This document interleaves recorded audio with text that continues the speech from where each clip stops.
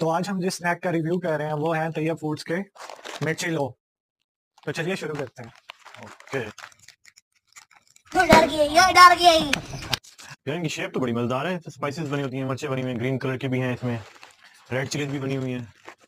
धुएं निकाल देने चाहिए एक दफा इसे, जैसी शेप है। Let's check it.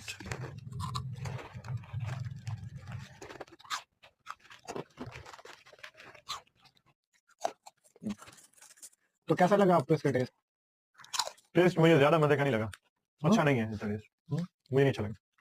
नहीं, टेस्ट मुझे भी कोई इतना खास नहीं लगा, एवरेज ही है, मतलब कोई एक्स्ट्रा ऑर्डिनरी नहीं है, कोई यूनिकनेस नहीं है, तो जस्ट शेप थोड़ी सी डिफरेंट है। हाँ शेप डिफरेंट है वो अच्छा, और बट इन रियलिटी जो टेस्ट है मुझे नहीं अच्छा लगा। तो क्या रेटिंग देंगे इसको? मैं इसको 4 आउट ऑफ 10 दूंगा मैक्सिमम। आप क्या रेटिंग देंगे इसको? मैं इसे 5.75 आउट ऑफ 10 दूंगा।